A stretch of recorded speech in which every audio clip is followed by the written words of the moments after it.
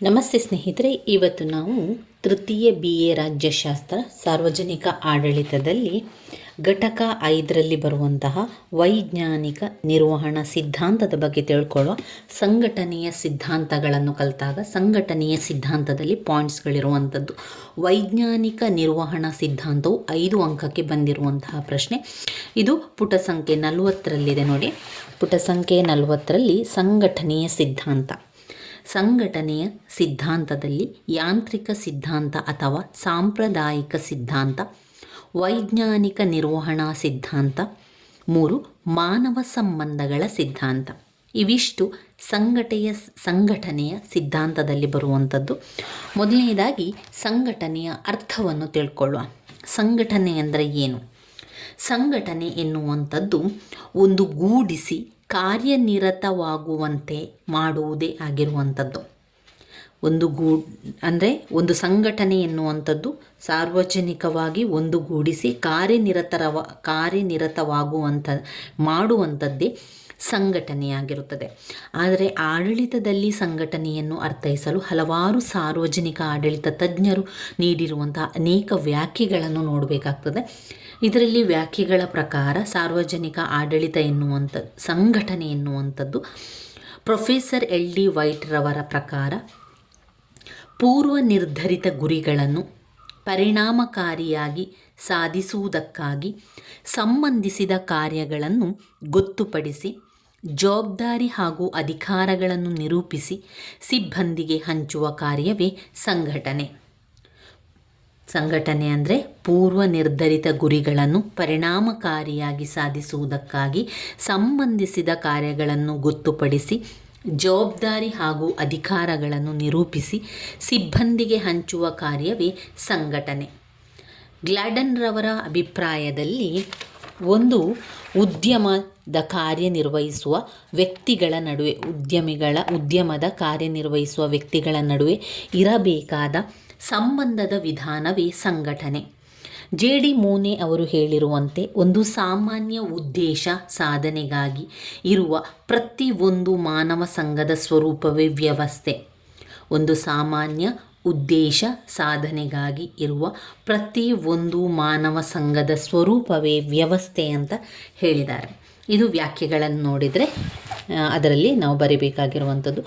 ಇನ್ನು ಸಂಘಟನೆಯ ಸಿದ್ಧಾಂತಗಳು: ಯಾಂತ್ರಿಕ ಅಥವಾ ಸಾಂಪ್ರದಾಯಿಕ ಸಿದ್ಧಾಂತ, ಮಾನವ ಸಂಬಂಧ ಸಿದ್ಧಾಂತ, ವೈಜ್ಞಾನಿಕ ನಿರ್ವಹಣೆಯ ಸಿದ್ಧಾಂತ. ಯಾಂತ್ರಿಕ ಸಿದ್ಧಾಂತ ಅಥವಾ ಸಾಂಪ್ರದಾಯಿಕ ಸಿದ್ಧಾಂತ ಎನ್ನುವಂಥದ್ದು ವ್ಯವಸ್ಥೆಯ ತಾಂತ್ರಿಕ ಸಿದ್ಧಾಂತ ಅಥವಾ ಸಾಂಪ್ರದಾಯಿಕ ಸಿದ್ಧಾಂತವನ್ನು ರಚನಾತ್ಮಕ ಕಾರ್ಯಾತ್ಮಕ ಸಿದ್ಧಾಂತದಲ್ಲಿ ಹೇಳುವಂಥದ್ದು. ಒಂದು ಯಾಂತ್ರಿಕವಾಗಿ ಮಾಡುವಂಥದ್ದು ಅಥವಾ ಸಾಂಪ್ರದಾಯಿಕ ರೀತಿಯಲ್ಲಿ ಮಾಡುವಂಥದ್ದು. ಅದು ಔಪಚಾರಿಕ ಸಿದ್ಧಾಂತವೆಂಬುದಾಗಿ ಕೂಡ ಹೇಳ್ಬೋದು. ಸೈಮನ್ ಅವರು ಈ ಸಿದ್ಧಾಂತವನ್ನು ಆಡಳಿತಾತ್ಮಕ ನಿರ್ವಹಣೆಯ ಸಿದ್ಧಾಂತ ಅಂತ ಕೂಡ ಹೇಳಿದ್ದಾರೆ.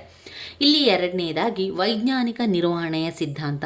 ಈ ವೈಜ್ಞಾನಿಕ ನಿರ್ವಹಣೆಯ ಸಿದ್ಧಾಂತವನ್ನು 5 ಅಂಕಕ್ಕೆ ಹಲವು ಬಾರಿ ಪ್ರಶ್ನೆ ಪತ್ರಿಕೆಯಲ್ಲಿ ಕೇಳಿದ್ದಾರೆ ಸ್ನೇಹಿತರೆ. ಇದನ್ನ ಬಗ್ಗೆ ಸರಿಯಾಗಿ ತಿಳ್ಕೊಳ್ಬೇಕು. FW ಟೇಲರ್ ಅವರ ಪ್ರಕಾರ ಟೇಲರ್ ಅವರು ವೈಜ್ಞಾನಿಕ ನಿರ್ವಹಣಾ ಸಿದ್ಧಾಂತದ ಪಿತಾಮಹ ಎಂದು ಪರಿಗಣಿಸಲಾಗಿದೆ. ವೈಜ್ಞಾನಿಕ ನಿರ್ವಹಣಾ ಸಿದ್ಧಾಂತ ಯಾವಾಗಲೂ ಕೆಲಸಗಾರರ ದಕ್ಷತೆಗೆ ಹೆಚ್ಚು ಒತ್ತು ನೀಡಿದರೆ, ಆಡಳಿತದ ನಿರ್ವಹಣೆ ಸಿದ್ಧಾಂತ ಅಧಿಕಾರಿಗಳ ದಕ್ಷತೆಗೆ ಹೆಚ್ಚು ಗಮನವನ್ನು ಕೊಡಬೇಕೆಂದು ಪ್ರತಿಪಾದಿಸುತ್ತದೆ. ಟೇಲರ್ ಕೂಡ ಆರಂಭದಲ್ಲಿ ಅನೇಕ ಕಾರ್ಖಾನೆಗಳಲ್ಲಿ ಸಾಮಾನ್ಯ ಕೆಲಸಗಾರನಾಗಿ ದುಡಿದು ಕೆಲಸಗಾರರ ಕಷ್ಟ, ನೋವು, ಅವರ ನಲಿವುಗಳನ್ನು ಅರ್ಥ ಮಾಡಿಕೊಂಡಿದ್ದ. ಇಲ್ಲಿ FW ಟೇಲರ್ ಅವರು ಮೊದಲು ಕಾರ್ಖಾನೆಗಳಲ್ಲಿ ಕೆಲಸ ಮಾಡ್ತಾಯಿದ್ರು. ಯಾರೆಲ್ಲ ಕಾರ್ಖಾನೆಗಳಲ್ಲಿ ಕೆಲಸ ಮಾಡ್ತಾರೋ ಅವರಿಗೆ ಆ ಕಷ್ಟ ಗೊತ್ತಿದೆ, ಅವರಿಗೆ ಅಲ್ಲಿರುವಂತಹ ನೋವು ಗೊತ್ತಿದೆ, ಅವರ ಒಂದು ಖುಷಿ, ದುಃಖ, ಸಂತೋಷ ಎಲ್ಲವೂ ಕೂಡ ಅಲ್ಲಿ ಕೆಲಸ ಮಾಡುವವರಿಗೆ ಮಾತ್ರ ಗೊತ್ತಾಗಿರುವಂಥದ್ದು. ಇಲ್ಲಿ FW ಟೇಲರ್ ಅವರು ಕೂಡ ಏನು ಮಾಡಿದರು, ಅನೇಕ ಕಾರ್ಖಾನೆಗಳಲ್ಲಿ ಸಾಮಾನ್ಯ ಕೆಲಸಗಾರನಾಗಿ ಕೆಲಸವನ್ನು ಮಾಡ್ತಾಯಿದ್ರು.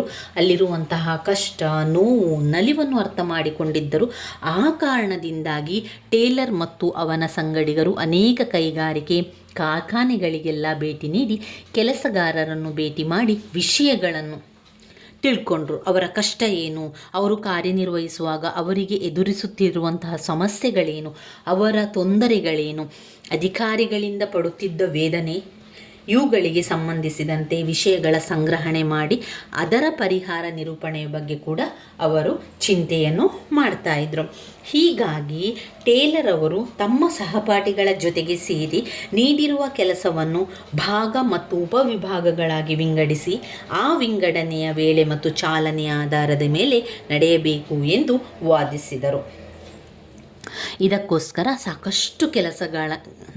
ಸಾಕಷ್ಟು ವಿಷಯಗಳನ್ನು ಅವರು ಏನು ಮಾಡಿದರು, ಕೆಲಸಗಾರರಿಂದ ಸಂಗ್ರಹಣವನ್ನು ಮಾಡಿದರು. ಅಂದರೆ ಅವರ ಹತ್ರ ಕೇಳಿ ಅವರಲ್ಲಿ ಯಾವ ರೀತಿ ಕಷ್ಟ ಅನುಭವಿಸಿದ್ದಾರೆ, ಏನೆಲ್ಲ ತೊಂದರೆಗಳವರು ಎದುರಿಸ್ತಾ ಇದ್ರು ಎನ್ನುವಂಥದ್ದನ್ನು ಸಂಗ್ರಹ ಮಾಡಿದರು.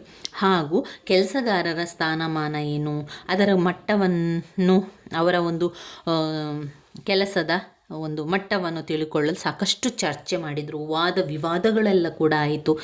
ಟೇಲರ್ ಮತ್ತು ಆತನ ಸಹಚರರು ಅದರ ಆಧಾರದ ಮೇಲೆ ಅವರೇನು ಮಾಡಿದರು, ಕ್ರಮ ತೆಗೆದುಕೊಳ್ಳಲು ಮುಂದಾದರು. ಇದರಿಂದಾಗಿ ಕೆಲಸ ಮಾಡುವಲ್ಲಿ ಒಂದು ಉತ್ತಮ ವಿಧಾನ, ಸಂಘಟನೆಯಿಂದ ಕಾರ್ಯನಿರ್ವಹಿಸುವ ರೀತಿ ಮತ್ತು ವೈಜ್ಞಾನಿಕವಾಗಿ ಕಾರ್ಯನಿರ್ವಹಿಸುವ ತಂತ್ರಗಾರಿಕೆಯನ್ನು ಕೆಲಸಗಾರರಿಗೆ ತಿಳಿಸಿಕೊಡಲು ಮುಂದಾದರು. ಹೀಗಾಗಿ ಮಾನವ ಸಂಪನ್ಮೂಲವನ್ನು ದಕ್ಷತೆಯಿಂದ ಉಪಯೋಗಿಸಿಕೊಳ್ಳುವ ವಿಧಾನ, ಮಾಡಿದ ಕೆಲಸವನ್ನು ಮತ್ತೆ ಮತ್ತೆ ಮಾಡಿ ಅದನ್ನು ಪುನರಾವರ್ತಿಸುವಂತಹ ಒಂದು ವಿಧಾನ, ಹಾಗೂ ಅದರಿಂದ ಆಗುವಂತಹ ಅನುಕೂಲ ಹಾಗೂ ಅನಾನುಕೂಲದ ಬಗ್ಗೆ ದೀರ್ಘ ಅಧ್ಯಯನವನ್ನು ಕೂಡ ಮಾಡ್ತಾಯಿದ್ರು. ಅದರ ಆಧಾರದ ಮೇಲೆ ಅವರೇನು ಮಾಡಿದರು, ವಿವಿಧ ಕೆಲಸಗಳನ್ನು ಹಂಚಲಾಯಿತು. ಈ ರೀತಿಯಾಗಿ ವೈಜ್ಞಾನಿಕವಾಗಿ ಕೆಲಸ ನಿರ್ವಹಿಸುವ ಬಗೆಯನ್ನು ಕಾರ್ಮಿಕರಿಗೆ ಅಥವಾ ಸಂಘಟನೆಯ ಕೆಳಸ್ತರದಲ್ಲಿ ಕಾರ್ಯನಿರ್ವಹಿಸುತ್ತಿದ್ದ ಕೆಲಸಗಾರರಿಗೆ ಮಾತ್ರ ಹೇಳಿಕೊಡಲಾಗ್ತಾ ಇತ್ತು. ಕಾರಣ, ಈ ಕೆಲಸ ಸಂಘಟನೆಯ ಇತರ ಕೆಲಸಗಳಿಗಿಂತ ಭಿನ್ನವಾಗಿತ್ತು. ಅದರಲ್ಲಿ ಒಂದು, ಕೆಲಸ ಪುನರಾವರ್ತನೆಯಾಗುತ್ತಿತ್ತು. ಈ ರೀತಿ ಪುನರಾವರ್ತನೆಯಾಗ್ತಾ ಇದ್ದಂತಹ ಕೆಲಸಗಳಲ್ಲಿ ಸಮಸ್ಯೆಗಳು ಯಾವುದೂ ಉದ್ಭವ ಆಗುತ್ತಿರಲಿಲ್ಲ. ಇದರಿಂದ ಅವರಿಗೆ ಕೆಲಸ ಮಾಡುವ ವಿಧಾನವನ್ನು ಹೇಳಿಕೊಡಲು ಮೇಲ್ವಿಚಾರಕರ ಅವಶ್ಯಕತೆ ಕೂಡ ಬೇಕಿರಲಿಲ್ಲ. ಈ ಕಾರಣದಿಂದಾಗಿ ಕೆಳಸ್ತರದಲ್ಲಿ ಕಾರ್ಯನಿರ್ವಹಿಸುತ್ತಿದ್ದ ಕೆಲಸಗಾರರಿಗೆ ಸಾಕಷ್ಟು ಪ್ರಾಮುಖ್ಯತೆಯನ್ನು ನೀಡಲಾಗ್ತಾ ಇತ್ತು. ಇದರ ಮುಖ್ಯ ಉದ್ದೇಶ ಕೆಲಸದ ಭೌತಿಕ ಸ್ವಭಾವ ಹಾಗೂ ಕೆಲಸಗಾರರ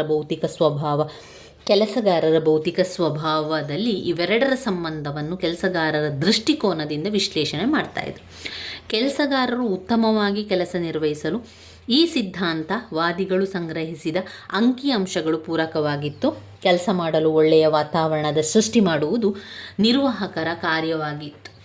ಟೇಲರ್ ಮಾತಿನಲ್ಲಿ ಹೇಳುವುದಾದರೆ, ಕಾರ್ಯನಿರ್ವಹಿಸುವಲ್ಲಿ ಉತ್ತಮ ಗುಣಮಟ್ಟದ ಕೆಲಸ ಹಾಗೂ ಅದನ್ನು ಮಾಡುವ ವಿಧಾನ, ನಿಗದಿಪಡಿಸುವ ಕೆಲಸ ಮಾಡಲು ಒಳ್ಳೆಯ ಉಪಕರಣಗಳು ಹಾಗೂ ಉತ್ತಮವಾಗಿ ಕೆಲಸ ನಿರ್ವಹಿಸಲು ಕೆಲಸದ ಪರಿಸರ ಮತ್ತು ಕೆಲಸಗಾರರಲ್ಲಿ ಪರಸ್ಪರ ಸಂಬಂಧವನ್ನು ವಿವರಿಸಿಕೊಂಡಿರಬೇಕು. ವೈಜ್ಞಾನಿಕ ನಿರ್ವಹಣೆಯ ಮುಖ್ಯಾಂಶಗಳನ್ನು ತಿಳಿತಾ ಹೋಗುವ. ವೈಜ್ಞಾನಿಕ ನಿರ್ವಹಣೆಯ ಮುಖ್ಯಾಂಶ ಅಂತ ಹೇಳಿ ಬಂದಾಗ ಅದರಲ್ಲಿ ಮಾಡುವ ಪ್ರತಿ ಕಾರ್ಯದಲ್ಲೂ ಕೂಡ ವಿಜ್ಞಾನದ ಅಳವಡಿಕೆ, ಹೆಬ್ಬೆಟ್ಟು, ಮುದ್ರೆ, ಒತ್ತುವ ಕಾಲ, ಹೀಗೆ ಪ್ರತಿಯೊಬ್ಬ ಕೆಲಸಗಾರನು ವಿದ್ಯೆಬಲ್ಲವನಾಗಿರಬೇಕು. ಈ ದಿಸೆಯಲ್ಲಿ ಕೆಲಸಗಾರರನ್ನು ತರಬೇತಿ ನೀಡಬೇಕು ಹಾಗೂ ಅಭಿವೃದ್ಧಿಯನ್ನು ಕೂಡ ಪಡಿಸಬೇಕು. ವೈಜ್ಞಾನಿಕ ತತ್ವಗಳ ಗುಣವಾಗಿಯೇ ಪ್ರತಿ ಕಾರ್ಯವನ್ನು ಮಾಡಬೇಕು ಹಾಗೂ ಕೆಲಸಗಾರರಲ್ಲಿ ಸಂಯೋಜನಾ ಮನೋಭಾವ ಇರಬೇಕು. ಮಾಡುವಂತಹ ಕೆಲಸಗಾರರಿಗೆ ಎಲ್ಲರಿಗೂ ಕೂಡ ಸಮಾನವಾಗಿ ಹಂಚಿಕೆಯಾಗಬೇಕು ಹಾಗೂ ಜವಾಬ್ದಾರಿಯೂ ಸಹ ನಿರ್ವಾಹಕರ ಜೊತೆ ಹಂಚಿಕೊಂಡಿರಬೇಕು. ನಿರ್ವಹಣೆ ಸಂಘಟನೆಯ ಎಲ್ಲ ಕೆಲಸಗಳನ್ನು ತಾನು ವಹಿಸಿಕೊಳ್ಳಬೇಕು. ಕಾರಣ, ಕೆಲಸಗಾರರಿಗಿಂತ ಎಲ್ಲ ಕೆಲಸದ ಬಗ್ಗೆ ತಿಳಿದುಕೊಂಡಿರುವುದರಿಂದ ಹಾಗೂ ಅದನ್ನು ಮಾಡಿ ಮುಗಿಸುವ ಶಕ್ತಿ ಇರುವ ಕಾರಣದಿಂದಾಗಿ ಅವರೇ ವಹಿಸಿಕೊಳ್ಬೇಕು. ಹಿಂದೆ ಸಂಘಟನೆಯಲ್ಲಿ ಎಲ್ಲ ದೊಡ್ಡ ಜವಾಬ್ದಾರಿ ಹೊಂದಿರತಕ್ಕಂತಹ ಕೆಲಸಗಳನ್ನು ಹಾಗೂ ಅದರ ಜವಾಬ್ದಾರಿಯನ್ನು ಅಧೀನ ವ್ಯಕ್ತಿಗಳಿಗೆ ವಹಿಸಿ ಹಾಯಾಗಿರುತ್ತಿದ್ದರು. ಟೇಲರನ ವೈಜ್ಞಾನಿಕ ನಿರ್ವಹಣಾ ಸಿದ್ಧಾಂತ 1911ರಲ್ಲಿ ಪ್ರಕಟವಾಯಿತು. ಈ ಸಿದ್ಧಾಂತವನ್ನು ಅಭಿವೃದ್ಧಿಪಡಿಸಿದ ವ್ಯಕ್ತಿ ಫೆಡರಿಕ್ ವಿನ್ಸ್ಲೋ ಟೇಲರ್ನನ್ನು ವೈಜ್ಞಾನಿಕ ನಿರ್ವಹಣಾ ಸಿದ್ಧಾಂತದ ಪಿತಾಮಹ ಎಂದು ಕರೆಯಲಾಯಿತು. ವೈಜ್ಞಾನಿಕ ನಿರ್ವಹಣಾ ಸಿದ್ಧಾಂತದ ಪಿತಾಮಹ ಫೆಡರಿಕ್ ವಿನ್ಸ್ಲೋ ಟೇಲರ್.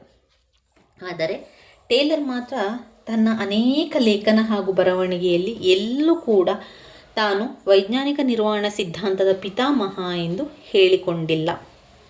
ಇನ್ನು ಬರುವಂತಹ ಸಿದ್ಧಾಂತ ಅಂತ ಹೇಳಿದರೆ ಮಾನವ ಸಂಬಂಧಗಳ ಸಿದ್ಧಾಂತ. ಈ ಮಾನವ ಸಂಬಂಧಗಳ ಸಿದ್ಧಾಂತವು ಮಾನವೀಯ ಸಿದ್ಧಾಂತವನ್ನು ಸಾಮಾಜಿಕ, ಮಾನಸಿಕ ಅಥವಾ ದೃಷ್ಟಿಕೋನವೆಂದು ಇಲ್ಲಿ ಹೇಳುವಂಥದ್ದು. ಮಾನವೀಯ ಸಂಬಂಧಗಳಿಗೆ ಪ್ರಾಮುಖ್ಯತೆ ಕೊಡದೆ ಯಾಂತ್ರಿಕ ದೃಷ್ಟಿಕೋನ ಬಹುಬೇಗನೆ ತನ್ನ ಜನಪ್ರಿಯತೆಯನ್ನು ಕೂಡ ಕಳೆದುಕೊಳ್ಳಬೇಕಾಯಿತು. ಯಾಂತ್ರಿಕ ದೃಷ್ಟಿಕೋನಕ್ಕೆ ಪ್ರತಿಕ್ರಿಯೆಯಾಗಿ ಮಾನವೀಯ ಸಿದ್ಧಾಂತವನ್ನು ಕೂಡ ರೂಪಿಸಲಾಯಿತು. ಇಲ್ಲಿ ಪ್ರೊಫೆಸರ್ ಕೀತ್ರವರು ಮಾನವೀಯ ಸಿದ್ಧಾಂತ ಕೆಲವು ಮುಖ್ಯ ವಿಷಯಗಳನ್ನು ಹೇಳ್ತಾ ಹೋಗ್ತಾರೆ.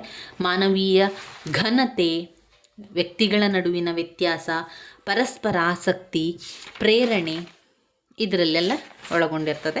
ಇಲ್ಲಿ ಮಾನವೀಯ ಘನತೆ ಎನ್ನುವಂಥದ್ದು ಮಾನವೀಯ ಸಿದ್ಧಾಂತದ ಪ್ರಕಾರ ಸಂಘಟನೆಯಲ್ಲಿ ಶ್ರೇಣಿ ತತ್ವದ ಪ್ರಕಾರ ಪ್ರತಿಯೊಬ್ಬ ಉದ್ಯೋಗಿಯು ತನ್ನದೇ ಆದ ಸ್ಥಾನವನ್ನು ಪಡೆದಿರ್ತಾನೆ. ಆದರೆ ಆ ಸ್ಥಾನ ಯಾವುದೇ ಆಗಿರಲಿ, ಪ್ರತಿಯೊಬ್ಬ ನೌಕರನು ತನ್ನದೇ ಆದ ಘನತೆ, ಗೌರವವನ್ನು ಹೊಂದಿರ್ತಾನೆ. ಅದನ್ನು ನಾವು ಗೌರವಿಸಬೇಕು. ವ್ಯಕ್ತಿಗಳ ನಡುವಿನ ವ್ಯತ್ಯಾಸ. ಒಂದು ಸಂಘಟನೆಯಲ್ಲಿ ಪ್ರತಿಯೊಬ್ಬ ನೌಕರನು ತನ್ನದೇ ಆದ ಸ್ವತಂತ್ರ ವ್ಯಕ್ತಿತ್ವವನ್ನು ಹೊಂದಿರ್ತಾನೆ. ಹೀಗಿರುವಾಗ ಇಂತಹ ಉದ್ಯೋಗಿಗಳನ್ನು ಒಂದು ಯಂತ್ರದ ಭಾಗಗಳೆಂದು ತಿಳಿಯಬಾರದು. ಪರಸ್ಪರ ಆಸಕ್ತಿ. ಮಾನವ ಸ್ವಾಭಾವಿಕವಾಗಿ ಸಾಮಾಜಿಕ ಜೀವಿ. ಅಂದರೆ ಬೇರೆಯವರೊಡನೆ ಬೆರೆತು ಕೆಲಸ ಮಾಡಲು, ಬೇರೆಯವರಿಗೆ ಸಹಕಾರ ನೀಡಲು ಮತ್ತು ಸಹಕಾರ ಪಡೆಯಲು ಇಚ್ಛಿಸುವನು. ಹೀಗೆ ಕೆಲಸದಲ್ಲಿ ನಿರತರಾದಾಗ ಉದ್ಯೋಗಿಗಳು ಪರಸ್ಪರದಲ್ಲಿ ಸಾಮಾನ್ಯ ಆಸಕ್ತಿಗಳನ್ನು ಬೆಳೆಸಿಕೊಳ್ಳುವರು. ಅಷ್ಟೇ ಅಲ್ಲ, ನಾವೆಲ್ಲ ಒಂದೇ ಎಂಬ ಭಾವನೆ ಸಹ ಕೂಡ ಅದರಲ್ಲಿ ಮೂಡುವಂಥದ್ದು. ಇನ್ನು ಪ್ರೇರಣೆ ಅಂತ ಬಂದಾಗ ಯಾವುದೇ ಸಂಘಟನೆ ಆಗಿರಲಿ, ಅಲ್ಲಿ ಮುಖ್ಯ ಕಾರ್ಯಾಧಿಕಾರಿ ತನ್ನ ಉದ್ಯೋಗಿಗಳಲ್ಲಿ ಒಟ್ಟಿಗೆ ಕೆಲಸ ಮಾಡಲು ಪ್ರೇರೇಪಿಸಬೇಕು. ಎಲ್ಲರೂ ಒಂದೇ ಎಂಬ ಭಾವನೆ ಕೂಡ ಬೆಳೆಯುವಂತೆ ನೋಡಿಕೊಳ್ಬೇಕು. ಆಗ ಮಾತ್ರ ಆ ಒಂದು ಸಂಘಟನೆಯ ಗುರಿಯನ್ನು ಸಾಧಿಸಲಿಕ್ಕೆ ಸಾಧ್ಯ ಎನ್ನುವಂಥದ್ದು. ಇವಿಷ್ಟು ವಿಚಾರಗಳನ್ನು ನಾವು ಸಂಘಟನೆಯ ಸಿದ್ಧಾಂತಗಳಲ್ಲಿ ತಿಳ್ಕೊಳ್ಬೇಕು. ಇದರಲ್ಲಿ ಮುಖ್ಯವಾಗಿರುವಂಥದ್ದು ವೈಜ್ಞಾನಿಕ ನಿರ್ವಹಣಾ ಸಿದ್ಧಾಂತ. ನಾವು 5 ಅಂಕಕ್ಕೆ ಬಂದಾಗ 1.5 ಪುಟದಷ್ಟು ಬರೆದ್ರಾಯಿತು. ಮುಂದಿನ ವಿಡಿಯೋದಲ್ಲಿ ನಾವು ಮುಖ್ಯ ಕಾರ್ಯನಿರ್ವಾಹಕರ ಪ್ರಕಾರಗಳು ಅರ್ಥ ಎಲ್ಲ ತಿಳ್ಕೊಳ್ಳುವ. ನನ್ನ ವಿಡಿಯೋಸ್ ಎಲ್ಲ ನಿಮಗೆ ಇಷ್ಟ ಆಗ್ತಾ ಇದ್ದರೆ ಲೈಕ್ ಕೊಡಿ, ಶೇರ್ ಮಾಡಿ, ಸಬ್ಸ್ಕ್ರೈಬ್ ಮಾಡಲಿಕ್ಕೆ ಮರಿಬೇಡಿ. ಧನ್ಯವಾದಗಳು.